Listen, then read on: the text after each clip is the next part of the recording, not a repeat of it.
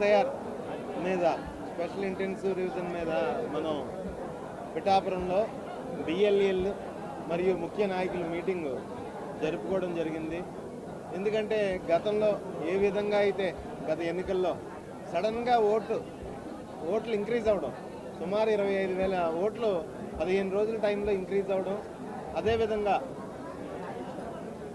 మా బిఎల్ఏలు అందరికీ కూడా అప్రమత్తంగా ఉండండి, ఖచ్చితంగా మీ బూత్ను మీరు ఓన్ చేసుకోండి, ప్రభుత్వానికి సహకరించండి, అదేవిధంగా ప్రజాస్వామ్యయుతంగా కాకుండా వేరే మార్గాల్లో ఏమన్నా తేడాలు జరిగితే గమనించి నిలదీయండి అని చెప్పేసి చెప్పడం జరిగింది.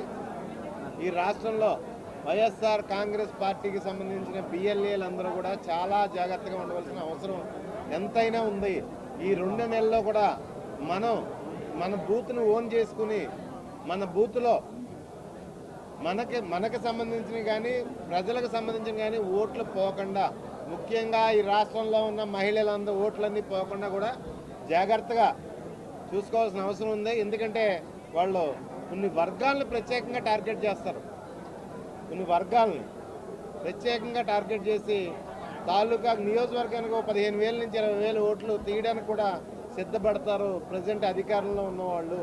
మనం చాలా జాగ్రత్త ఉండి ముందుగానే మనం అలర్ట్ అయ్యి ఆ వర్క్ని వాళ్ళ సక్సెస్ అవ్వకుండా జాగ్రత్తగా చూసుకోవాలి. ఎందుకంటే 2019 ఎన్నికలకు ముందే సుమారు 40 లక్షల ఓట్లు గోల్మాల్ చేసిన పరిస్థితి మనం చూసాం చంద్రబాబు నాయుడు గారు అధికారంలో ఉండగా.